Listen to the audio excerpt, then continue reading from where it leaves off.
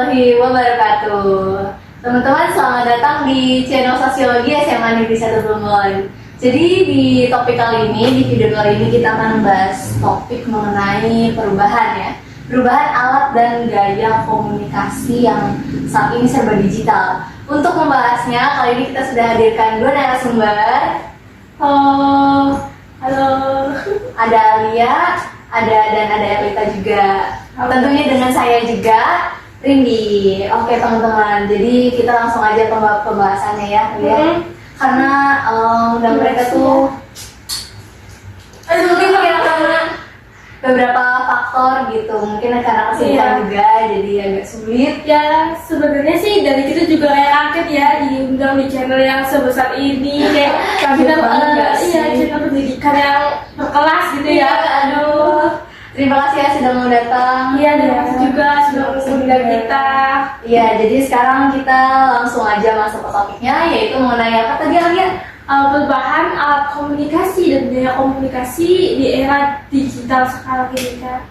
Iya, jadi seperti yang kita tahu, kalau di era digital sekarang tuh alat komunikasi dan gaya komunikasinya udah serba modern ya, digital gitu. Kalau mau apa-apa juga tinggal klik, langsung jadi, langsung ada gitu. Kalau dulu kan ribet ya, lama, susah, kayak tapi seru sih. Kayak kebayang nggak sih kayak surat-suratan waktu itu kayak nungguin surat dari pacar. Aduh, kayaknya sering ya kalian nih, sering banget.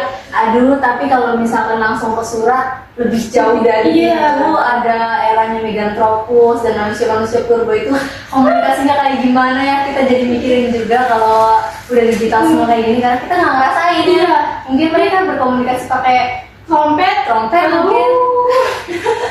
untuk kalau jarak jauh gitu ya. Oke, jadi menurut kalian nih, gimana sih, bagaimana fenomena perubahan ini tuh yang terjadi di era digital sekarang, perubahan yang dari surat terus sampai ke analog, terus sekarang sampai ke smartphone yang canggih gitu. Perubahan ini menurut aku cukup hebat banget ya. Kayak kok bisa sih manusia yang tadinya itu kayak dari trompet tiba-tiba sekarang jadi smartphone. Tapi ya perubahan itu tuh membutuhkan waktu yang sangat lama ya. Yang awalnya dari analog tuh kayak telepon rumah, terus harus TV, radio. Itu kan tadinya menggunakan analog, terus sekarang tiba-tiba menggunakan digital yang kayak dari surat, dari gambarnya, dari suaranya itu jauh lebih baik. Terus juga munculnya internet itu membawa kayak perubahan besar di bidang komunikasi, terutama ya bikin komunikasi itu berubah. Yang tadinya masyarakat mungkin menggunakan surat yang membutuhkan waktu yang sangat lama dari menulisnya, mengirimnya, juga kan nggak semua bisa gitu, kayak mungkin dikirim ke luar negeri ada yang nggak bisa. Sekarang gampang, tinggal lebih simpel ya, ketik doang. Inovasi manusia itu sangat luar biasa, dan tentunya itu tidak lepas dari peran manusia sebagai ini ya, sebagai pelaksana sebagai yang menciptakan inovasi gitu. Ada lagi? Itu mungkin ada tambahan? Perubahan komunikasi sekarang tuh kayak bener-bener banget ya. Iya, betul. Apalagi kan kalau dulu kan belanja apa gitu harus ke tempatnya. Nah, kalau sekarang kan kita harus kayak buka HP langsung cari baju nih, misalnya Tunggu aja ya. Iya. Beli paket udah datang. Aduh, sangat bermanfaat sekali ya. Untungnya kita nggak hidup di zaman yang seribet itu. Tapi menurut aku, kalaupun kita hidup di zaman yang seribet itu juga, kita nggak mungkin keribetan ya, karena terbiasa juga bagaimana kehidupan kita di waktu ke waktu itu pasti ada apa namanya? Aduh, lupa dari gue. Mending langsung ke bawah aja tah. Iya, kalau yang perubahan kan pasti ada penyebabnya ya, faktor penyebab gitu. Apa yang buat dari analog berubah ke digital, apa yang buat ada internet gitu, pasti ada faktornya. Mungkin Alia bisa menyebutkan faktor-faktornya. Kalau faktor pasti tidak lepas dari perkembangan teknologi ya, itu sangat-sangat penting. Selain ada perkembangan teknologi, ada juga kebutuhan manusia. Maksudnya tuh manusia modern semakin manusia modern ia akan terus mencari cara supaya mendapatkan kayak gimana sih caranya mendapatkan informasi atau alat komunikasi yang cepat, efisien, nggak membuang-buang waktu di tengah kesibukannya. Nah, terus juga ada yang kedua, ada konektivitas. Maksudnya manusia itu nggak lepas dari namanya perhubungan interaksi. Apalagi kalau misalnya cara kabarnya itu jauh ya, kayak pasti ada hubungan kayak gimana sih kabarnya, Kangen gitu ya, pengen pasti tahu. ya. Manusia kan juga makhluk sosial. Terus ada itu kebutuhan untuk komunikasi jarak jauh itu tentu saja pasti. Gimana sih kalau apalagi kalau misalnya teman kita atau saudara kita dari negara lain butuh banget yang namanya alat yang Bisa menghubungkan iya, efisien, jadi nggak harus terbang gitu. Kalau sekarang kan udah gampang, tinggal telepon, tinggal video call. Lintas negara juga gampang ya kalau sekarang gitu. Jadi mungkin faktor penyebabnya nggak jauh-jauh dari kebutuhan manusia ya, karena otak manusia yang semakin berkembang juga dan kebutuhan manusia yang juga semakin berkembang juga. Jadi mungkin manusia itu saking pinternya ya, Masya Allah, ciptaan Allah gitu. Saking pinternya jadi membuat inovasi baru lagi, inovasi yang lebih canggih lagi. Mungkin nanti juga beberapa tahun ke depan bakalan ada apa ya? Handphone transparan mungkin. Transparan gitu, yang lebih tipis atau lebih unik, ya lebih unik juga. Dan mungkin kita bisa touch lewat ini jam tangan atau Udah ada udah yang kayak kacamata tuh. kan udah ada kameranya tuh. Iya, betul. Bener-bener canggih banget gak sih? Iya, sekarang aja udah canggih banget gimana 5 tahun, 10 tahun, 40 tahun ke depan. Iya, Mungkin lebih canggih lagi ya. banyak. Semoga kita masih bisa merasakan canggih-canggihnya dunia itu ya. Atau kemunduran. Wah, Bagus. Aku pernah baca ya di artikel bahwa sekarang Amerika tuh orang Amerika malahan pada beli HP downgrade, maksudnya HP Nokia yang cuma bisa ngetik, cuma bisa nelpon SMS doang. kenapa ya? Padahal kan sekarang udah enak gitu, tapi mungkin itu kan terhubung juga sama teori berulang. Iya, teori siklus berulang. Siklus berulang. Menurut mereka itu mereka takut kalau informasi mereka itu disalahgunakan. Kayak Indonesia ya, datanya sering bocor, Data yang sering bocor, KTP diambilin buat KTP pemilu. diambilin. Aduh, itu kacau ya, itu sebuah kekacauan yang harus dibereskan oleh pemerintah. masyarakat juga, tentunya oleh kita semua, oleh bangsa Indonesia. Karena ya sedikit membahas mengenai Indonesia ini sekarang sedang dalam keadaan yang Darurat banget. Oke, segitu aja, kita lanjut ke topiknya. Kalau dari faktor kan itu mungkin kalian udah dengar apa yang dijelasin Alia tadi, nggak jauh-jauh dari inovasi dan kebutuhan manusia. Kemudian ada teorinya ya pasti. Kalau setiap perubahan itu ada teorinya. Menurut Alia, teori apa aja nih yang terjadi dalam perubahan alat dan gaya komunikasi yang serba digital ini? Kalau teori dari sosiologi ya tentu itu ada determinisme. Apa tuh? Determinisme itu teori yang mengungkapkan bahwa teknologi itu dapat merubah sikap atau bentuk komunikasi manusia. Jadi yang tadinya mungkin yang itu tadi pakai surat, sekarang tinggal pakai handphone. Yang tadinya kayak ngobrol tuh keluar rumah ngobrol dengan banyak tangga, sekarang kayak keluar rumah tuh sepi, semua pada di HP, jarang bertatap muka. Iya. Jadi adaptasinya Iya. juga ya. Nah, terus yang kalau yang kedua itu konstruktivisme. Nah, ini tuh teori sebaliknya. Jadi kan kalau yang pertama kan bilang bahwa teknologi bisa mengubah cara berkomunikasi manusia. Kalau yang ini juga bilang bahwa manusia juga bisa merubah bentuk komunikasi mereka sendiri melalui norma, nilai-nilai sosial, budaya. Terus ada teori media. Teori media yang dimaksud ini kayak media itu bisa loh menggiring opini publik, menyalahkan seorang misalnya kayak atau mengubah Memutarbalikan fakta. tuh. Terus ada teori perkembangan, maksudnya teori teknologi ini pasti dari awal tuh udah Sudah jelas, dirancang ya? nih, sudah jelas kayak kita harus kayak meningkatkan, memajukan teknologi komunikasi supaya lebih efisien tadi. Iya, kalau bahasanya keren banget ya. Aku juga tadi baru dengar gitu bahasanya apa tadi? Determinisme, Determinisme dan apa tadi yang kedua? konstruktivisme. Iya, itu bahasa sosiologi yang sepertinya kita berdua juga harus belajar lagi Iya, ya, harus memahami lagi. Dan ya begitulah kurang lebih teorinya. Kalau teori perubahan itu sudah pasti dan sudah mungkin semua orang sudah tahu kalau teori perubahan itu, karena sudah sangat jelas spesifik gitu perubahan. Berarti ada dari apa terus berubah jadi apa gitu, dan tentunya perubahan itu terjadi secara perlahan dan menyesuaikan gitu. Oke, setelah teori ini kita bakal bahas bentuk perubahan alat dan gaya komunikasi yang serba digital. Bentuk-bentuknya tuh kalau dari sudut pandang sosiologi nih apa aja nih Abi? Nah, salah satunya yang disebutin ini tadi tuh perubahan lambat atau evolusi.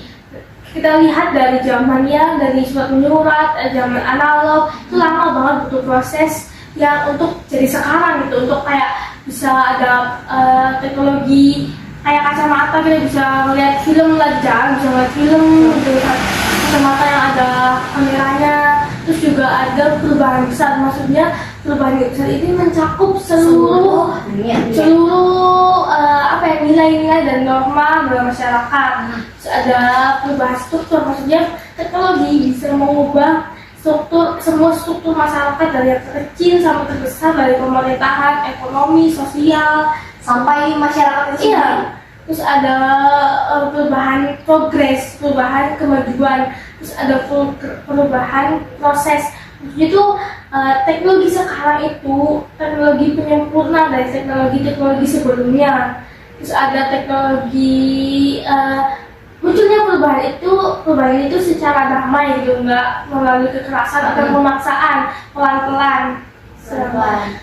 Karena ada perubahan yang harus dipaksa gitu ya. Iya. Contohnya perubahan apa? Perubahan apa ya yang dipaksa ya? Itu mungkin ideologi suatu negara ya. Ideologi suatu negara itu mungkin harus dipaksa. Kadang ada yang Pemberontakan. bertolak belakang, jadi terjadi pemberontakan. Tapi kalau perubahan alat dan gaya komunikasi itu kan enggak ya. Iya. Kita mau sendiri dan kita beradaptasi sendiri gitu. Jadi bentuk-bentuk yang Alia sebutin tadi itu kayak ada progres, proses, itu tentu aja ada, karena bentuknya itu kalau misalkan ini nggak langsung jadi digital ya, pasti kayak yang dari Alia sebutin tadi ada surat dulu, analog dulu, terus beradaptasi, berkembang sesuai inovasi manusia dan otak manusia yang semakin pintar juga, dan penyempurna lagi juga, mungkin ada yang versi yang lebih sempurna lagi dari ini ya. Karena sekarang aja menurut saya udah cukup sempurna, mungkin ada beberapa aja gitu, kayak ya privacy tadi mungkin. Kira-kira teknologi sekarang bisa berkembang seperti apa lagi ya? Kayak secanggih apa lagi gitu. Sekarang gambar aja bisa HD banget, bisa diedit, ada AI. AI juga bisa makin bahaya. AI kalau misalkan tidak digunakan dengan baik oleh manusia, itu pasti bakal menjadi suatu ini ya. Kayak kalian denger nggak sih di Facebook? Ibu aku tuh pernah nunjukin video Pak Jokowi jualan spray. Itu pasti kerjaannya kayak ada meme-meme lucu nggak sih ya? Jokowi apa? Pak Jokowi sedang pidato, terus diubah sama AI suaranya jadi jualan spray. Harga 10.000. Spray apa 10.000? Itu banyak banget ya yang kayak gitu tuh. Aku juga sering lihat Alia kayak Raffi Ahmad. Tiba-tiba Raffi Ahmad mau jualan apa? Misal jualan gelas. Kan nggak? Orang sekaya itu ngapain? Terus ya itu suara kita aja bisa ditiru dengan sangat persis oleh AI. Muka kita bisa ditempel sedemikian rupa. Jadi untuk teman-teman dalam menggunakan sosiologi teknologi maksudnya, dalam menggunakan teknologi yang sudah sangat-sangat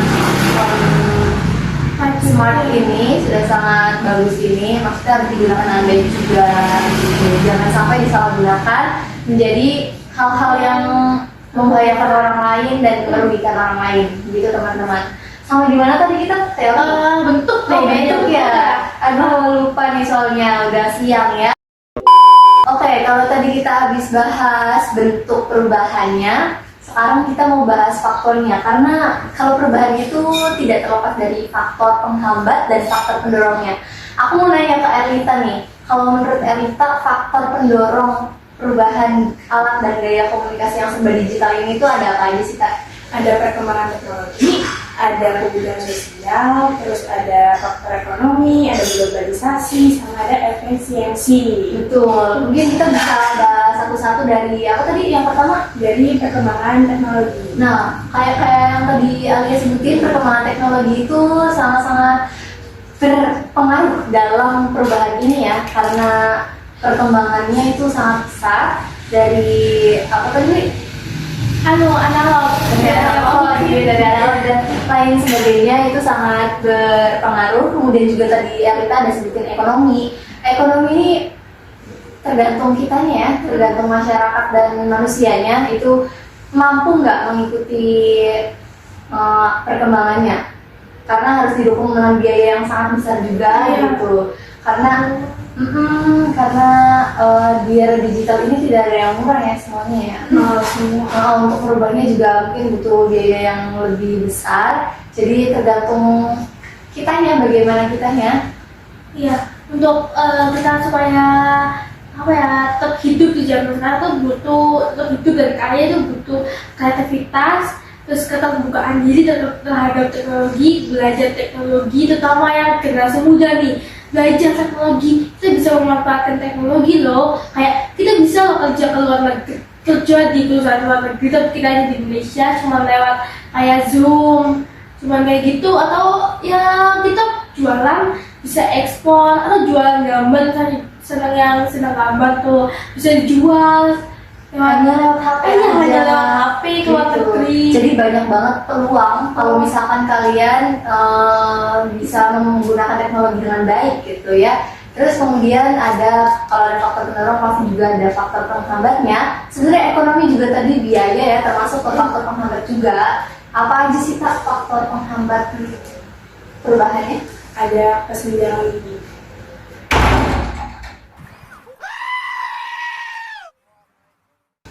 Oke, tadi kan kita habis bahas faktor pendorong ya. Kalau ada faktor pendorong tentunya ada faktor penghambatnya juga ya teman-teman. Nah, menurut Erlita nih faktor penghambat perubahannya itu apa aja sih Kak? Ada kesenjangan total, ada biaya, sama aplikasi. Nah, kalau misalkan privacy itu bisa dijelasin lebih rinci nggak kenapa bisa jadi penghambat? Aplikasi kan mungkin kayak kita kan di media sosial nih, kan ada jejak digitalnya dong pastinya. Nah apalagi pinjol, kita kayak langsung foto KTP.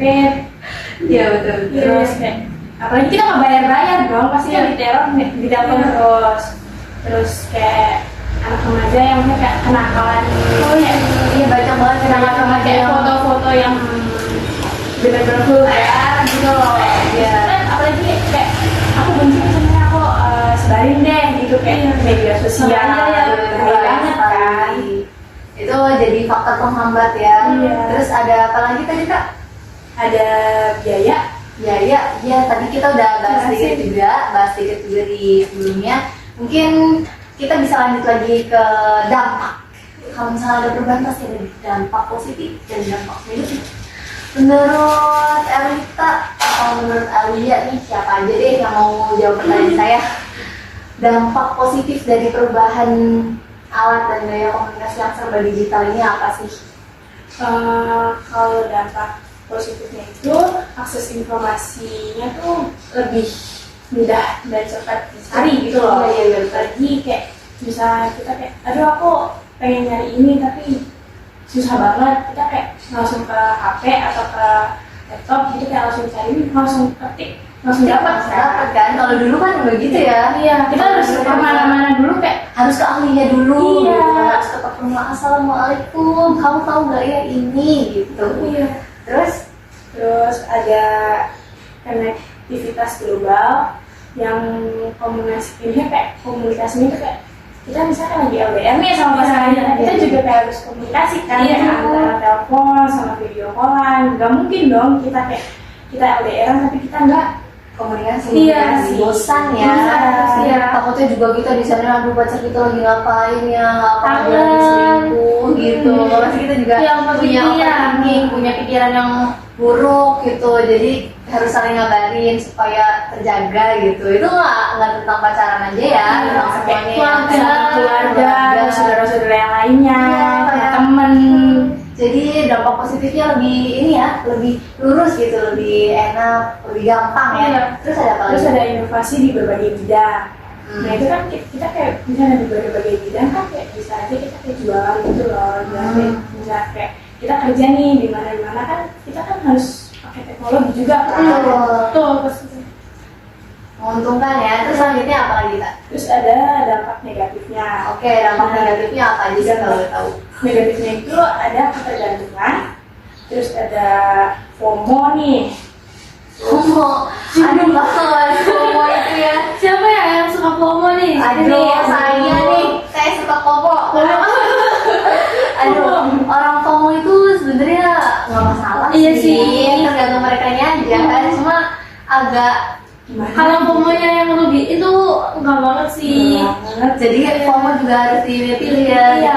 dipilih gitu. Kayak selanjutnya Terus juga ada privasi yang disalahgunakan yang Betul. tadi sempat disenggol ya. Iya. Bahas juga sedikit. Terus juga ada kayak berita hoax itu, Iya, kayak berita hoax berita ini. hoax yang benar-benar meluas gitu. Jadi sekarang tuh dampak negatifnya itu di gaya komunikasi yang serba digital ini, alat komunikasi yang serba digital ini gampang banget untuk nyebarin berita, dan belum tentu berita itu benar. Iya. Jadi udah dapat berita nih, misalkan Alia pergi pakai baju pink, padahal Alia nggak pergi pakai baju pink, tapi karena sekarang udah canggih banget, jadi semuanya orang taunya Alia perginya pakai baju Iya. pink, gitu. Jadi penyebaran hoax tuh cepet gitu. Terus juga kalau misalnya ada nih satu yang nyebarin hoax terus viral, terus semuanya itu bakal kebongkar kayak misalnya aib-aibnya atau apa ya kayak Data pribadinya, pribadinya gitu. rumah temen apa semuanya Semuanya ketahuan. dilacaknya bisa Gimana semuanya, itu kan bahaya banget. melanggar privasi Iya, ya. iya. Terus mentalnya juga pasti langsung down banget gak mau keluar Kayak rumah, bener-bener nggak mau takut. buka sosial media Iya. gitu loh. Apalagi kayak mentalnya udah down banget. Iya masih ya. Betul. Nah, terus ada apa lagi Kak? Udah dampak negatifnya kita cuma mungkin disebutin seperti itu. Terus sebenarnya banyak banget dampak positif dan dampak negatifnya, tapi itu semua yang tadi sudah disebutkan oleh Alita mencampur keseluruhan Iya, yang terbanyak ya. yang terbanyak itu dampak-dampak yang paling kita rasakan itu Iya. ya yang itu gitu. Nah, kalau perubahan itu pastinya ada proses kesinambungannya. Kalau proses kesinambungannya nih Alia, itu Iya. gimana sih ya? Proses kesinambungan kalau dalam sosiologi itu ada yang proses kesinambungan, maksudnya terutama di judul sekarang ya, perubahan alat komunikasi dan gaya komunikasi. Di komunikasi itu berulang, maksudnya siklusnya tuh berulang, kayak muncul nih teknologi baru, terus nanti masyarakat mengadopsi teknologi tersebut, habis itu perilaku masyarakat pasti akan berubah. Ketika sudah berubah, muncul lagi teknologi baru, begitu pun seterusnya kayak gitu. Maksud dari kesinambungan sosiologi. Betul, jadi kayak misalnya repeat gitu Iya. sejarah terus berulang.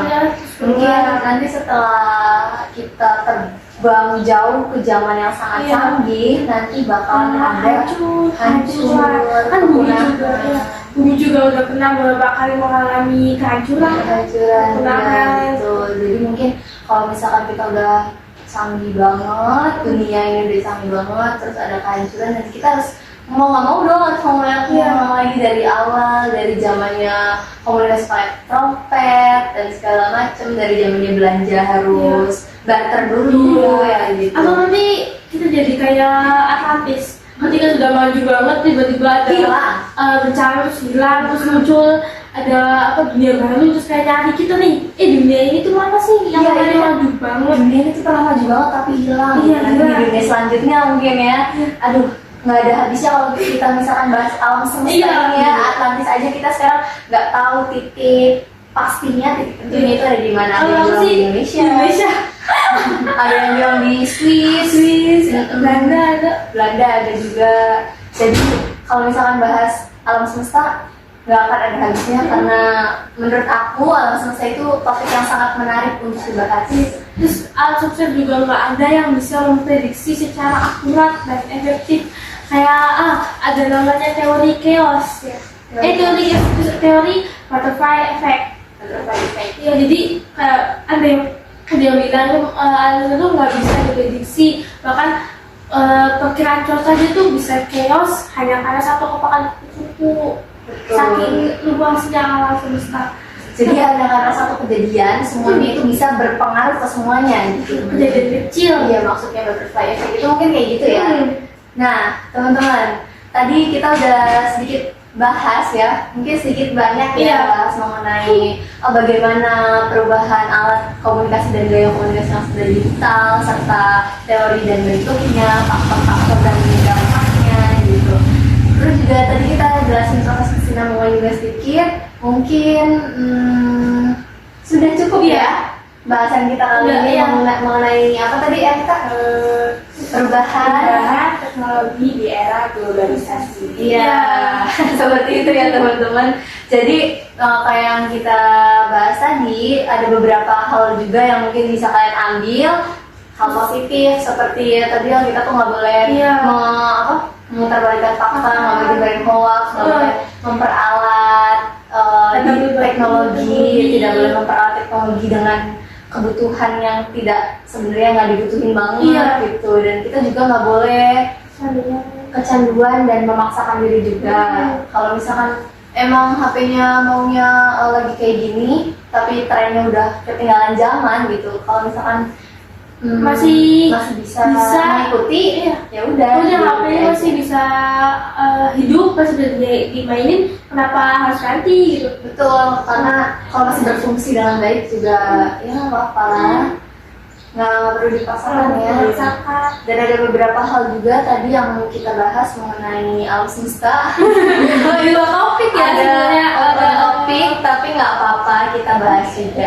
episode selanjutnya ya kita bahas alam semesta ya mungkin Mungkin alam semesta, mungkin mitologi juga kita sejarah, bahas, sejarah juga. politik bisa. Politik bisa kita Seru bahas sih juga. politik. Politik lagi bener-bener Iya, panas-panasnya. Iya. Teman-teman. Jadi mungkin segitu aja untuk topik perubahan alat dan gaya komunikasi di era yang serba digital ini. Mungkin kurang lebihnya mohon maaf, bisa dimaafkan ya teman-teman. Saya mengucapkan terima kasih juga untuk narasumber kita, Elita dan Alia. Terima kasih banyak sudah hadir di podcast kita kali ini sebagai narasumber. Dan semoga kalau misalkan kita undang lagi ke depannya bisa datang lagi ya. Ya, asal ada itu ya bayarannya ya. Aduh itu mah di belakang layar aja. Kapitalisme ya. Kapitalisme banget, nggak apa-apa ya. Iya. Oke teman-teman. Jadi segitu aja yang bisa kita bahas di episode kali ini. Ya. Sampai jumpa di episode selanjutnya. Terima kasih dan Terima sampai kasih. jumpa. Body, I'm an icon, man. And my girl about a 10. I should fuck her in the Benz.